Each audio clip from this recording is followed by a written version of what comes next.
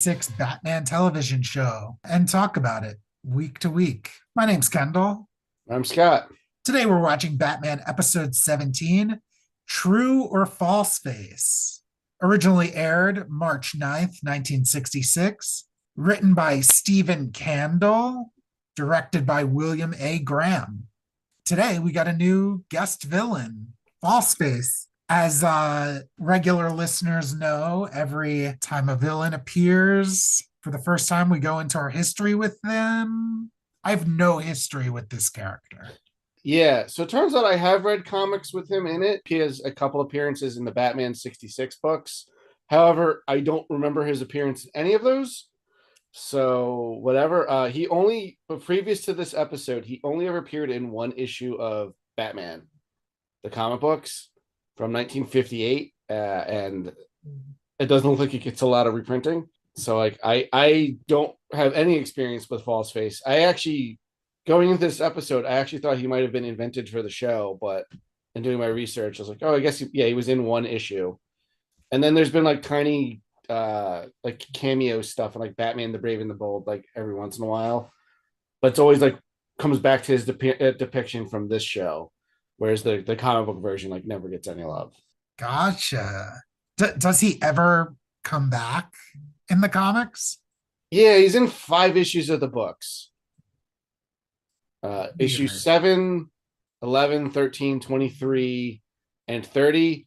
One of them is as quote unquote a cameo, and then two of them are as Clayface. Oh, So did he turn? weird. I don't remember. Did he turn into Clayface in the comics? I don't know. I haven't read them since they came out. So, that's something we'll eventually touch upon in this show is the comic books. I'll probably reread them then. Yeah. Oh, wow. So interesting. I mean, that would be a pretty good origin for Clayface 66. Yeah, because that was one of the things I liked about the 66 comics, is because, they were made so many years after the 60s, is they were able to take a lot of Batman characters and stuff between, 69 and the early 2000s or whenever those books came out and like reimagine them as part of this world, like Poison Ivy and Harley Quinn and stuff, and Bane. Yeah. Excited to get to that then, Yeah. if that is the case. But, this is just because I don't know him doesn't mean this can't be an interesting encounter or an interesting character in this television program. I guess because we'll touch on stuff as we go more, but like, what did you make of False Face, just as an impression? Kind of hard to like really fall in love with him since you Yeah, can't see his face. But barring that, I'll admit at the top I enjoyed these two episodes. I didn't dislike these episodes, but part of why I'm curious to see how my opinion is going to change after this episode and next. But like, I can't decide if I like or dislike this character. He's got elements I think are cool, but I don't feel like they come together. But I'm not sure how much of it's the episode versus the concept of the character, which Interesting. we'll get into as we go, because I think this story fully cemented a trope I was not expecting going into this series to like be a trope that like I kind of am sick of. Huh. All right. So that's my teaser for listening to the rest of the episode you're listening to. Okay. I'm pretty interested in Yeah, what you have to say. Hopefully others are as well. yeah, Should we hop right into it then? yeah. I would say let's hop into it. So we open on a sunny day in Gotham, specifically the Gotham City Exhibit Hall, where Princess Mergenberg's crown Yeah, is on display. But Falseface has delivered a note to the exhibit hall saying he'll be crowning himself. Just then, a suspicious duo walk in, or I guess I should say Chief O'Hara is there at the yeah. Chief exhibit. O'Hara was already there. Yeah, because Yeah. he's like expositing with like the museum curator about the crown and all that junk. Yeah. And Falseface. Yeah, So yeah, this is suspicious duo. They roll in, uh, and it's the princess herself, and she's escorted by a man in a very tall hat. Yeah. Not the Mad Hatter. But he's got a very obvious mask of a person's face on. Yes, a very obvious Yeah. false face, Yeah. if you will. No one else notices that. And I wonder if that's like another, we run into this every so often where our DVDs and Blu-rays and high definition television, Yeah. Make it like, more make the details more obvious. yeah. Yeah. And also maybe it's just like the limitations of the time. Like in universe, is that face supposed to look convincing? I assume it is. Yeah, like that face, like it seems modular. Because one of the things that like happens is like it has a beard and he pulls that off and then they recognize that it's false face. It does weird little changes, like you can add and take away things from that. Like every scene we see him, he's got some sort of other disguise going on. Yeah, he's got a I lot of mean, quick change tricks. I laughed out loud when like he pulled off his like beard mask, Yeah, that was because it was really dramatic and like really silly. and before he pulls that fake beard off of his fake face. The princess goes up to the chief and the curator saying she got a note.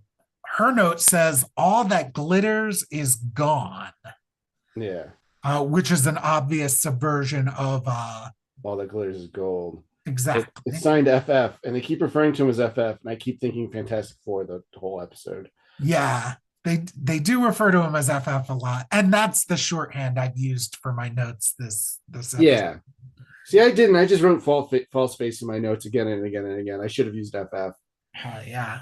But like again, I call the Fantastic Four that, and I've read a lot more of their comics where they are referred to the FF a lot. So I think that's where my brain will autocomplete it. Yeah, that's understandable. Yeah. So yeah, Falseface does his whole gimmick. He rips his beard off of his mask and it turns into a smoke bomb. Yeah. Kind of crazy technology we're dealing with. He's got a lot of smoke tricks. Yeah, He's just a kind of lot of like tricks in general. he's kind of like this version of Batman's Mysterio. Now that I think about it, Yeah, that's definitely what I got, especially in the spoiler warning in the second part of this story. yeah, I didn't think about that till just now, but yeah, we'll talk about that later. I didn't make that connection because it's like it's very theatrical. Like you mentioned, quick change, like that's a stage craft thing. Yeah, Yeah, a lot of misdirection. lots of it. Uh Falseface seemingly does nothing Yeah, and just reveals himself, then makes a break for it. and just runs away. The princess follows him, Yeah, dropping her cape. yeah, And Chief O'Hara goes to give chase to the two of them.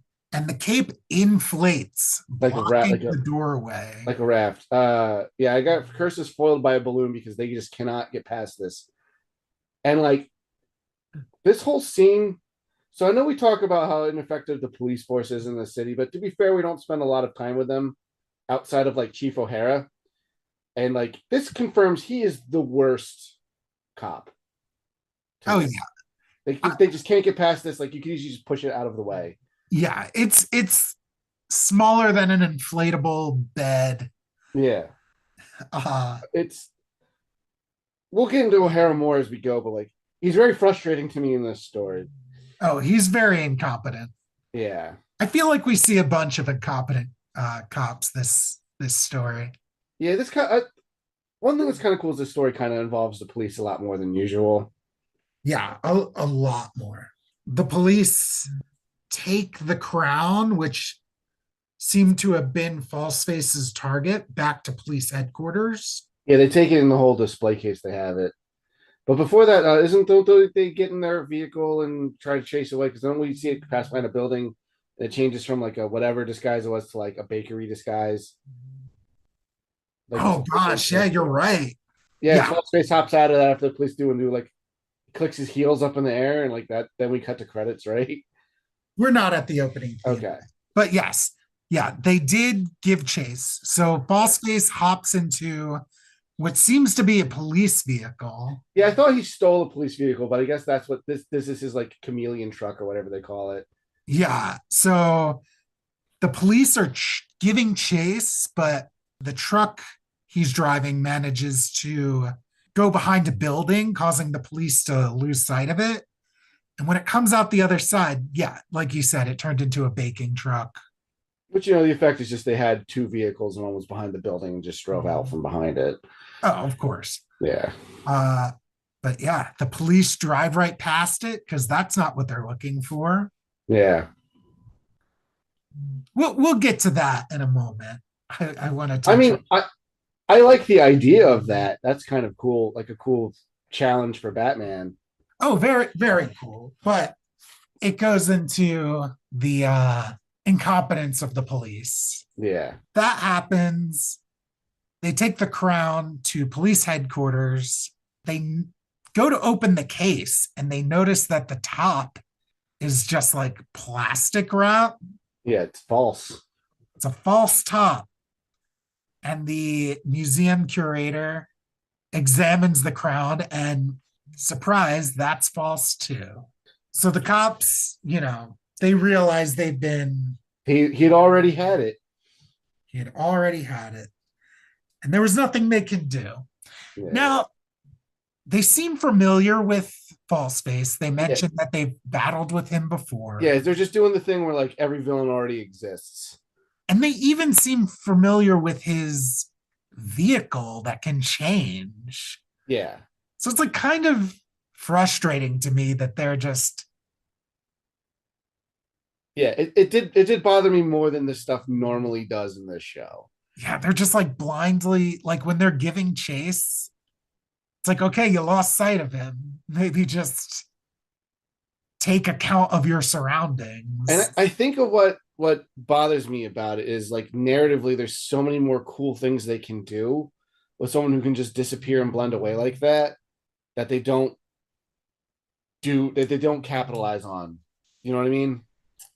Yeah, for sure. Because I know we mentioned him being like this Batman's Mysterio, but like the whole story, I was thinking more like Chameleon because that's kind of his shtick. But he's definitely a Spider-Man villain. Which, yeah, Spider-Man had to exist in the comics by this point. I forget when Amazing Fantasy 15 was.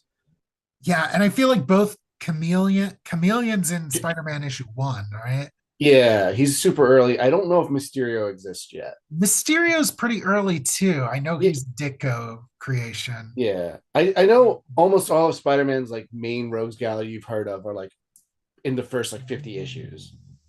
Like they're all introduced super early and then just stuck around. We have the internet. We can see Mysterio.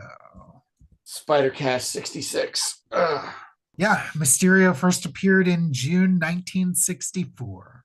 Okay, so I guess Spider-Man was relatively early 60s then. Yeah, pretty well established, it looks like.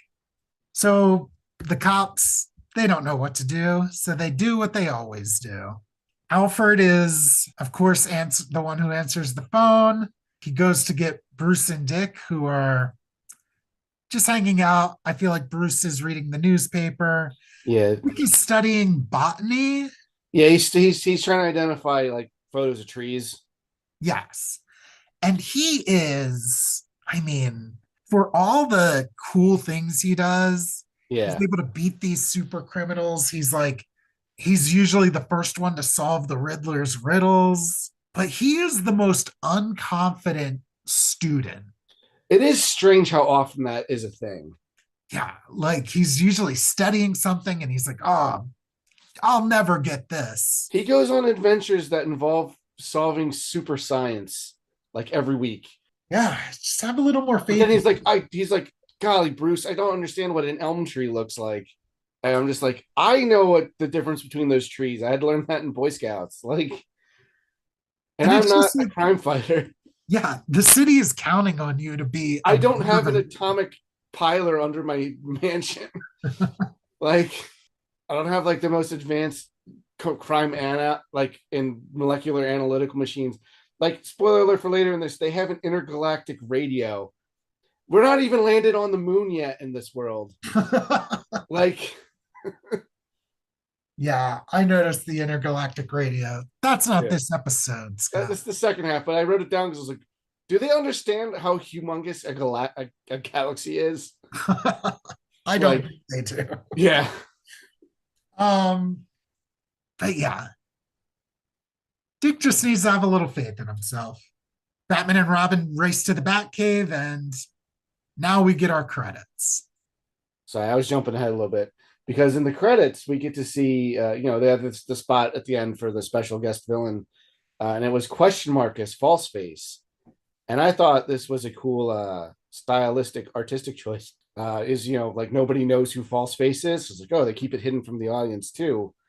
But in doing false face research, I found out it was from a budget dispute that the actor he didn't like what he's getting paid in relation to his female villainess in this.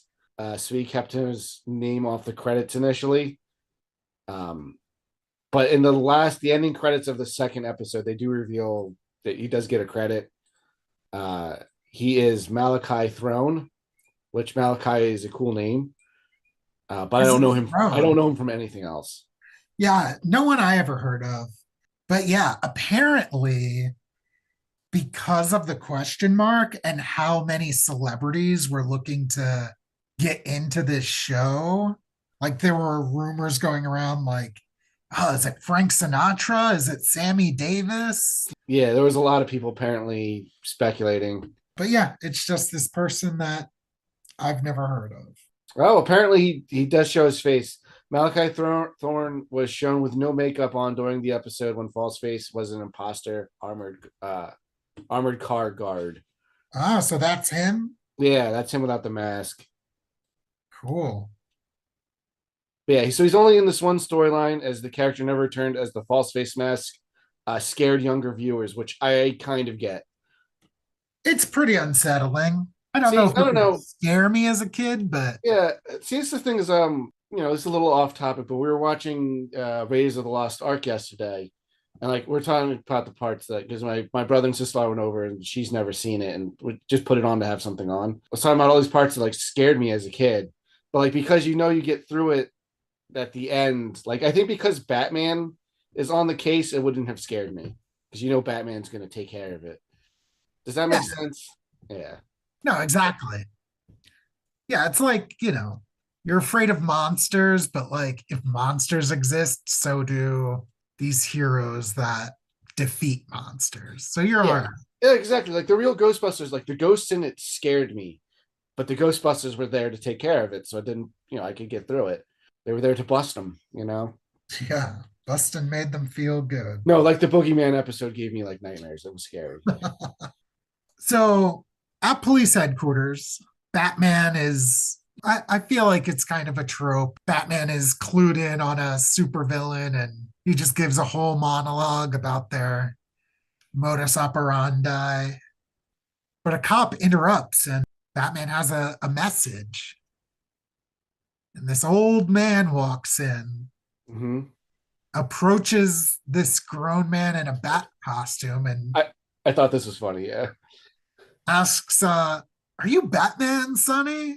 I love that Batman's just like, yeah, of course. He's clearly Batman. Clearly. Although, to be fair, we have seen quite a few Batman imposters throughout the series. That's true. Yeah.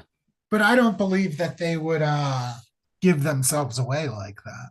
Yeah. The message Batman gets is another message from Falseface. I intend to give money to a helpless little girl. And as we saw earlier in the episode with the all that glitters is gone message, all of Falseface's warnings are It's like falsehood. false. So they explain in this scene that like whatever he writes down is the opposite because instead of taking money from a defenseless little girl, Instead or of he's giving giving money. money, yeah, he's taking money from a like they eventually figured out it's like the lad guarded truck thing. Yeah, Which the is Lad the Armored opposite of a Car boy. Company. But like all that glitters is gone is not the opposite of what happened in Yeah. that first scene, because like it's just like, oh, I took this thing that glitters and it's gone already. That one was true in a way. Like That's why I think I get frustrated with his character because like they're not consistent with his gimmick. And Yeah, because it they starts here. really make it a big deal here. Like, Yeah. this is what he Like does. that's what the clue's about. Like they've been consistent. Like the Riddler's riddles lead you to a clue with what he's doing. So so solving the brain teaser is what helps lead to that, which they do here, but it did not help with the first one that we just saw like 2 minutes ago. It definitely doesn't fit. But yes, it is the Lad Armored Car Company, as they figure out. Mm-hmm. And then they also, well, rather, Batman also has a suspicion that False-Face could be closer than they believe. Yeah. And he approaches the old man and rips the old man's face off. Yep. Luckily for Batman, uh, he's absolutely right. Well, not Well, absolutely right. It is not an old man, but it is Blaze, who is False-Face's assistant, he calls her. mm-hmm. She was the one masquerading as the princess at the exhibit hall. And realizing she's been caught, she jumps out the window. Yeah. And she's like sassy and fun. And I wrote that like Blaze is pretty rad. I I liked like her a lot Blaze in a the lot. beginning. Yeah, she's kind of a badass. Instead of falling to her death, False-Face has a inflatable landing mat kind of set up for her. Mm-hmm. And as she hits it, she waves at Batman and Robin, who are like staring from the commissioner's office window. And they don't try to give chase for whatever reason. I think because they figured out the clue, so they know where to go, like where they're going. Because I think Batman tells them to like dispatch like extra police, or you know, they give the guy that runs the armored car thing a call to let Well, them no, know. They already did that, right? no. I'm So, confused then. yeah, in the next scene, they go to his office. So, Okay. yeah, I guess you could use that as a reason, but also Blaze knows what they have figured out. Yeah. So I don't know. It seems a little I mean, wild. I assume she was there to give them that message so they would know. Like, why else would they even do that? Well, we'll find out later. Yeah. Or actually, we find out in the next scene. Yeah, that's right. Because we cut to the hideout, right? Yes. Yeah. Falseface reveals that even though they got this crown that could be sold for an easy million, that was only the first step of his plan, but they really need to eliminate Batman and Robin. Yeah, he seems to be the one that's most concerned with killing them. Yeah, which Well, is I guess not. I guess Mr. Freeze is. oh But yeah, well that was his whole deal. yeah, that was his scheme. Yeah, was just to get revenge on them.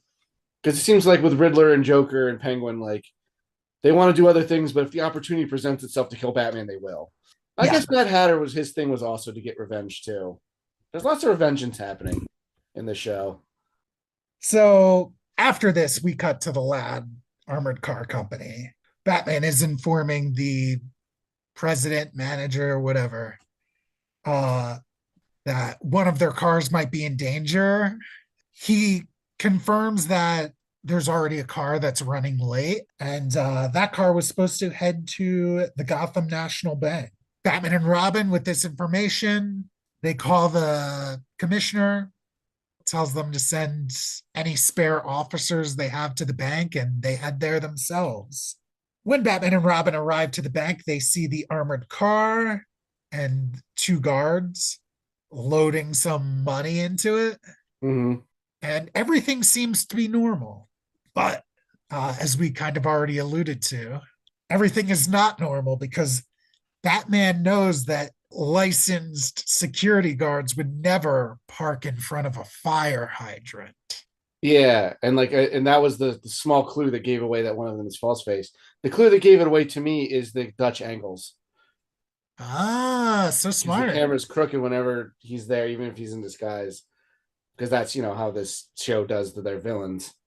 Oh, wow. I didn't even notice that. Good catch. Yeah. I noticed it because it's like they're trying to play it up like that, but I was like, the cinematic language of this scene is indicating to us that this is crooked dealings. And was crooked. Well, he throws his like bag of cash down and it like blows up into smoke and like he. Oh yeah, because the isn't the armored truck like there's a false facade to it as it drives Yeah. off in it. Yeah, So he gets into the cab of the truck and it detaches itself from, yeah, that first facade. So False Face gets away again. This guy's really good at getting away. Batman and Robin hop in the Batmobile and give chase. mm-hmm. Which is cool when like the Batmobile gets to get involved with like action and stuff. Yeah, which, if that's your thing, this story is Yeah, you. it's got a bunch of it, which is what I was kind of hoping for when they established that False Face has like a truck and like is going to be like it's got like gimmicks and schemes and stuff. Yes. An old lady is crossing the road with the help of a young Boy Scout. So the Batmobile has to slow down. Yeah, so they don't cream them. But surprise, the old lady is really False Face. And Yeah, and they established one of his crew as a little person, and that was the person that being the Boy Scout. exactly. Yeah, Um, and we get a fight scene. yeah. It's always nice when we get one of these like Pow Biff Bam ones. Like it's just relatively early in the first episode. Yeah. Yeah, I would say it's probably a little bit more than halfway through it. But yeah, whenever we get one of those scenes in the first half of these stories, it's pretty cool. Because there's been some stories where we didn't get any. It's interesting because when you think about the show, like you think that happens every episode, but like it happens less than you think. At least the first season so far. I'm sure it becomes much more prevalent as the show becomes more popular in later seasons. Yeah. Because as a kid, the fight scenes were my favorite part. Oh yeah, of course, they're the coolest part. Yeah. But as an adult, like I like them, but like I'm finding a lot of other stuff much more interesting. Yeah, I really don't mind when there isn't one. Yeah, like the characters are really entertaining, and like I like when it's being kind of silly. But yeah, so yeah, the fight scene breaks out. Fight scene breaks out. Blaze shows up and hops in the Batmobile. And it's pretty unclear what she's doing. Is she trying to steal it? Yeah, she just kind of gets in it, and then they like immediately get her out. Yeah. And I was wondering if that would come back into play. Unless I missed something, it doesn't seem to. But if I missed something, please. Yeah, I don't think it comes No, back into play, honestly. I can't imagine what the scheme was there. But they didn't put on their anti-theft device, they so she could have didn't. got away with it. And like, I was like, oh, snap. Like, I thought that was going to happen. I yeah, thought they were going to turn into Batman and Robin as their false faces. that would have been good. Yeah, which wouldn't be the first time we've seen a lady become Robin in this Very show. Which now I think about it like happens. uh the police show up in the middle of the chaos. Or I guess just as the fight is winding down, they're Yeah, I rounding think up. Batman and Robin have like beaten a couple of his like goons. And as Batman and Robin continue to give chase to Falseface, they leave the scene. But who knows who they're chasing down because as Chief O'Hara is overseeing the arrests, out of the police car steps Chief O'Hara. Yeah, and he says, "Saints Saints alive." alive. Yeah, and then gets hit with crazy purple knockout gas and is replaced by Yeah, false faced Chief O'Hara, which I think is a cool idea for a show. yeah, for Yeah, sure. Back at the Batcave, Batman and Robin are analyzing the paper that Falseface wrote his message on, and they're putting it through these tests. It's like really hard to rip. And it's here that Batman says, I'm a little short on cash. Alfred, can I yeah. borrow $1? And I saw that and I was like, really? But he literally needs like a dollar. Yes. Yeah, and I get why he wouldn't have his like a bunch of cash in the utility belt. for sure. I was a little confused at first. I kind Yeah, I of didn't know where thought, he was going with that for a minute. It was weird. I was like, does this bat analyzer, like, do you have to pay to use it? Yeah, I thought he was going to put it in the machine, like a vending machine. I was like, why would you build it like that?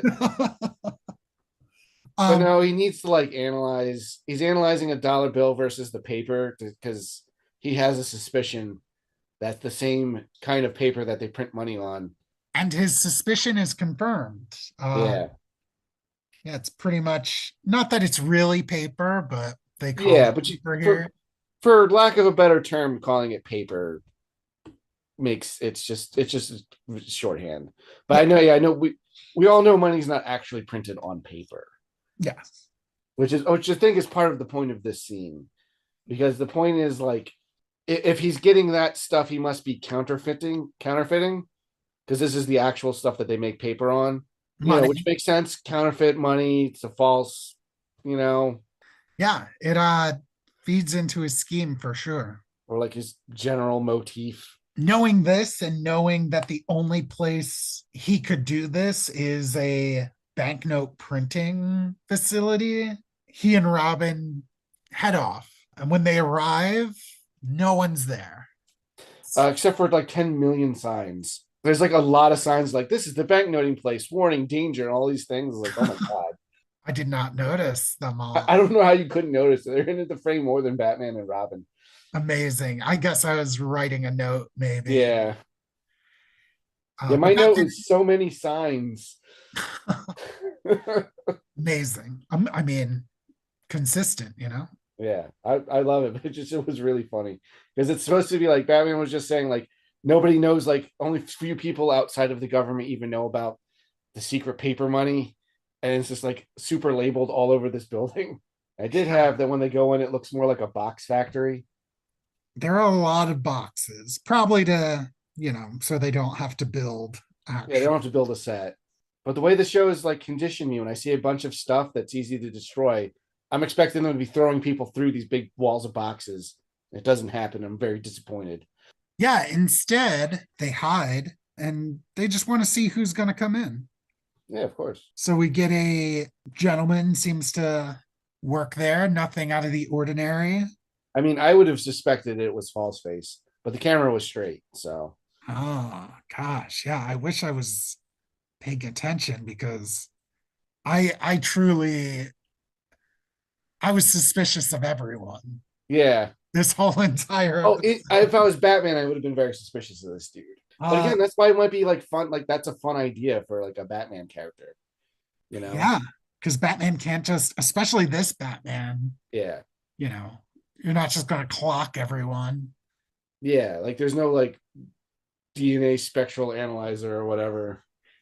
66. I think they knew about DNA then. I I'm wonder. sure it's actually like genetics and stuff's actually a very old thing. So a woman walks in. We know her to be Blaze. Blaze like has a bunch of different wigs. She's really cool. Yeah, I really liked her. Yeah. If she was real, I'd want to hang out. Blaze asks the worker for a light for a cigarette, and the worker obliges, but then catches himself and says, "Hey, you're not allowed to smoke in here." It was like, hey, wait, you're not even supposed to be here. I was like, it was very strange that he wasn't immediately like, oh, this is a supposed to be a super secure place. Here's just some random woman walked up to me. Well, he asks her like what department she works in. Yeah, So I think he realizes that there's a possibility he just might not know who she is. yeah, She hits him with some knockout dust that she blows out of her cigarette holder. That yeah. was pretty cool. And then she's ambushed by Batman and Robin. Well, I mean, that's what they were waiting for. Yep. Yeah, what? And then the goons show up. What do they call them? The counterfeit crew, which I thought was a good name. Wait, do they show? I don't think they do they? Don't they show up at this part? Yeah, because Robin puts the little guy like hangs him from something. Oh, yes. Yeah, Yeah. So yeah, the counterfeit crew does show up. which I like that it's a specific themed crew to this villain. It's not just some sort of vermin gang that he just kind of slotted himself on top of. Yeah, is this the first time the goons are kind of themed after the? No, Penguin had his fine feathered finks. Oh yes, the fine feathered things, but they were barely. Yeah, they weren't, but they were like named like Sparrow and Owl and stuff.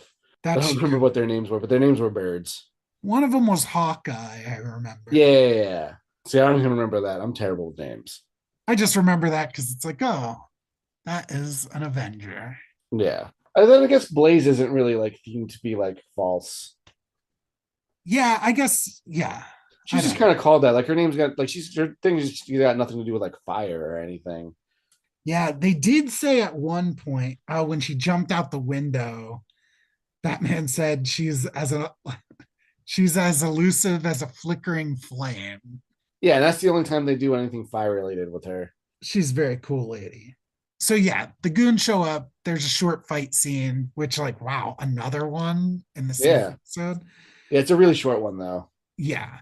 Blaze goes to blow some of the sleep dust powder into Batman's face, but he's ready and just blows it back into her Yeah, face. he said something like I have the antidote for that and just I thought that was really funny. So Blaze is out and yeah, they arrest her. Yeah, they bring her to the commissioner's office for interrogation, but Chief O'Hara's there. And we as the audience know that's not actually Chief O'Hara. Yeah. So Blaze very quickly just kind of comes around to like, Batman, you're truly a good person. And she Yeah. admires that. I And thought this was part of like a ruse I also did because I because thought the she knew whole that false, was false face there. Like, yeah, that this whole episode has had me like, I don't trust anyone. yeah, But yeah, she comes around. Commissioner Gordon says that Chief O'Hara has a toothache yeah. and he's She's not talking a talking little much. funny. Yeah, One thing I really did like here is that when Chief O'Hara was speaking, he was kind of keeping his face like really still. yeah. Like false face's mask because it Yeah. does its mouth doesn't move. Yeah, I thought that was cool too. And I was like, man, I really wish that's such a fun idea that like one of Batman's allies is like the bad guy the whole time is maybe like giving him the runaround. Yeah. I think what really wins Blaze over is that Batman is encouraging Commissioner Gordon to not give up on the fact that Falseface can be rehabilitated. Yeah, and we've mentioned it. I like that rehabilitation's a big part of this show Yeah. because it's not something, especially at the time, it's not something you hear about like in regard to like criminals and stuff. Like it was just lock them up and throw away the key. And that's not something they ever really get into in like Batman stuff proper. Like that's what an asylum's supposed to help do. And it never does. They just treat it as another jail, Arkham. Yeah. And like they give them activities there, but it's a little silly. It's hard for me to continue to stay invested when Batman's just been trying the same thing. Yeah, it's just constantly fighting the Joker again and again. And it's just like, yeah, the fact that you lampshade this from like he escaped from Arkham again, like doesn't make it any better. But I really appreciate that that's a consistent take in this world Yes. because this also gives Bruce Wayne something to do because it's what the Wayne Foundation's like. One of the main things that they show that they do. Yeah, which is awesome. Yeah, They like keep I going back to really, really appreciate that. It's not something I would have cared about as a kid, but as an adult, I think it's cool. yeah, I wonder if we kind of move away from that I'm sure timeline. that we do because that might just be a thing that's limited season one, but it's a consistent thing in season one. Yes. So Blaze, after having a change of heart, she's gonna take everybody to Falseface's lair. Chief O'Hara lets everybody know he's gonna stay behind and round up a task force to help take Falseface down. Mm-hmm. And I feel like that's something that really makes a lot of sense. And they should have known right then and there that he Oh yeah, was, it was too competent. yeah, Isn't police chief an elected position? I guess so. But if you have Batman doing all your work for you, Yeah, but like, why would people just do? Yeah, just this buffoon. Is it because he's Irish and Irish people are cops? Is that Likely. yeah? Because I'm pretty sure commissioner is an appointed position. Yeah, I'm not really sure how it works. But yeah, this scene starts the trope I was alluding to earlier. Part of the trope is like every villain has like a female hench person, which is not something I was really expecting with this show. Going back into it, just because I know they made a big deal about Harley Quinn being a female hench person, and then she became her own thing. But I don't like that. At least seemingly so far in this episode, every single woman regrets it and immediately comes around when they see how handsome Batman is. Yeah. It's in like every story. I just thought it was going to be cool if Blaze was just like, I'm a bad guy and I love it. So there's like a couple that, like Molly, Yeah, she, I don't think ever had a true change of heart. she didn't have a chance to. Yeah, well, when you jump into an atomic furnace or whatever the Yeah, hell the thing is, and your atoms get dispersed yeah, amongst reality or whatever the hell they said happened to her. yeah. She Uh, basically got unmade. yeah. Yeah, and I feel like the Joker had a henchwoman who like didn't really care. But more often than not, the female henchmen are. It's just been a consistent thing, and like I'm getting kind of sick of it. Yeah, this, I mean, I thought it was kind of interesting in this episode because she had, instead of her heel turn coming at the end of the final fight in the second part of the story, hers comes in the third act of part one. Yeah, but I thought this was part of a scheme, especially with how the episode ends. I guess it kind of was part of a scheme at first. Yeah,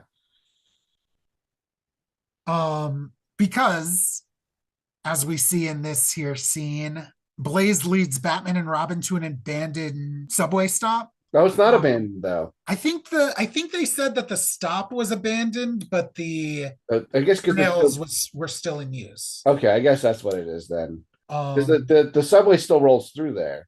yes, and that's a thing that does happen on the subway here in Philadelphia. Occasionally, you'll pass a stop that No longer is a stop. doesn't get stopped at, and you're like, "What's going on with that?"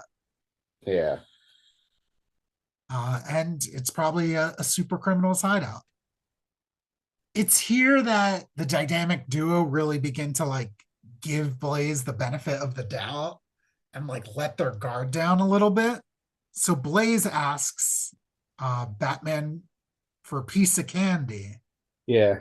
to which Batman replies that if Blaze is hungry, a piece of fresh fruit would be a lot more healthy. Yeah, I think But that's great. there's only a candy vending machine, not a fresh fruit vending machine. So Batman obliges and leaves Blaze with Robin. Batman's not far away, but Blaze and Robin, for the framing of the scene, are alone. And Blaze gives Robin a hug, thanking him for being such an upstanding gentleman, and then hits him with some of that sleep gas.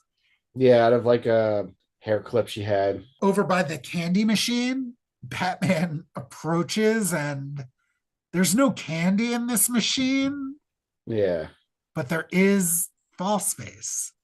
yeah, and his gas. Yeah. Batman and Robin are gassed, and when they come to, they are cemented to the train tracks with, I believe it's called quick drying plastic cement. In the real world, it's just like a plastic wrap that you would use to keep your sandwich fresh. Yeah, And yeah, Ballspace, who took the time to change into like a train, like a railway worker's outfit. mm-hmm. He lets them know that there's a train coming in 5 minutes and that they're And going to it's die. yeah, Blaze here regrets betraying them. and I'm okay with that part of it because it's like, well, I think she doesn't want to kill them. There's a difference between stealing stuff and being a murderer. Yeah. You know, like I can see most regular, not super villain criminals being like, well, I don't necessarily want to kill everyone. Yeah. I mean, just because you're a thief doesn't mean you're a psychopath. Yeah. I mean, some of these people are both, but Oh yeah, definitely. yeah, I would put false face in that. Falseface drags Blaze away, so she can't help them. Yeah. And then it's our episode cliffhanger. Yeah. What did you think of this first episode? I was like, this is like, I wasn't, as far as a piece of entertainment goes, I thought it was fine. I wasn't entirely enthralled with like the villains and storyline. I was left kind of hoping it would come together in the second half. Like, I wasn't bored, but it was comparatively one of the more boring ones. Interesting that you think so. I feel like things are always happening in this episode. It does move on at a good clip, but it was like I was as engaged as I usually am. It's kind of hard. Do you think it's because Falseface has no face? No, I'm not. I don't think that's the case. That's the thing is like that's why I didn't have like I couldn't pin down an opinion because like I don't think he's badly acted or portrayed or anything. I think he's got some interesting elements of his plan, but like it's not as visually. It doesn't lead itself to like interesting like television. Do you know what I mean? Like counterfeiting in general is going to be inherently boring to watch. Not that we even see that, but at least with like Penguin and Joker and stuff, like umbrellas and like crazy stuff is happening. Yeah, I think Not that they all need to be like that. I don't know. I think if this episode, I don't know what I would cut to add this, but if we had another instance here of Falseface like kind of getting one over on Batman, like by dressing up as somebody he knew. Because Yeah, I like think here he impersonates Chief O'Hara, but that doesn't necessarily give him a win. yeah, I think if they just set that up and the cliffhanger was, oh, Chief O'Hara and those guys are arresting Batman, like that was part of his scheme. Ooh, that would be great. But you know what I mean? Like that's such a cool idea, and then there's just like, oh, I'm gonna tie you. It's like the most old school villain thing where they're tied to railroad tracks, Yeah. and it's just like I don't know. False Face doesn't get to do anything like interesting with his false face gimmick in this first half. So I do disagree with that a little bit. I How do so? think the false face, while him physically is not doing anything crazy, I think the episode succeeds through him of having me question everybody. Yeah, and I think that would be cool. But like, my point is like that doesn't lead to anything interesting in this first half. It doesn't. I It agree does with set that. up potentially interesting things in the second half. That's why I was thinking my original thoughts when I was first episode ended is like this has the potential to be pretty cool, but like I'm not super into it at the moment. I mean, it had cool stuff like we got to see the Batmobile chase stuff. Like I always appreciate when the Batmobile's in it more. Yeah. Um, like I liked it. I thought it's cool that we had two fights in the first episode. yeah, I don't think it was bad. It just I that's why I didn't have it. I can't decide if I like False Face or not yet. I kind of like them. Okay. I was hoping through our discussion I could crystallize my thoughts a little bit more. Yeah. Well, maybe next episode you'll be able to. Yeah. I mean, I'm glad this is his only television appearance because I don't know. I don't have faith that they could do it again. Yeah, he kind of like there's this it reminds me kind of like the Borg where there's like a really interesting idea, but once you do that, like you're just going to get diminishing returns as you explore it more because you can't do that story good the second time around. Yeah, Does that definitely. make sense? Hmm. Like someone like the Joker, like it leads itself to a million like Joker like jokes or entertainment or like clown related things. The Riddler, you can always come up with more like weird schemes and riddles. Like the Penguin, there's a million bird related things you can do. So like those villains are a little bit more versatile in what you can and and have a little bit more outlandish personality. So it's fun to see them clash in different ways. Yeah. You And know, if what you're saying about the comic where Falseface becomes. So the story in the comic where he comes from again has a cool premise that they don't utilize like in the. So the idea is that like he studies rich people, impersonates them, gets them delayed for a little bit, becomes them, and then like robs them. And I thought that would be really cool if like he doesn't become Bruce Wayne in the comic. Do you know what I mean? Like that would have been cool in Yeah, that would have that been story. well. Yeah, He just impersonates another guy and Batman foils him yeah. and then never shows up in the comics again. As far as the 66 comics, like Yeah. if what you were saying about him becoming Yeah, if he becomes yeah, that could be really neat. yeah, and I do think, but I do think that is kind of evident. Yeah, he has to become another Batman villain to become interesting. Yeah, how, because like it's pretty much just almost one trick. Like, Yeah. and I feel similar about the chameleon. Yeah, I don't think the chameleon's super interesting, but he usually serves as like a smaller part of a larger story as like, as like an espionage guy. Yeah, like usually it's like, oh, it's the chameleon. Like that means I feel like he's been in some like Silver Sable stories and Yeah, he usually gets involved with like the international stories, and then like other things are happening too. yeah, and is it he's like what cousins with Craven or something? Yeah, because they're both Russian, so they have to be related. Yeah, I kind of hate that a lot, I but hate that too. I feel like because of that they show up together kind of often. Yeah. Here, the Rhino's also Russian sometimes. Why isn't he also cousins with them? That's just going too far. Yeah, it's a bridge too far. How come Black Widow's not their mom? Is Rhino a Steve Ditko character?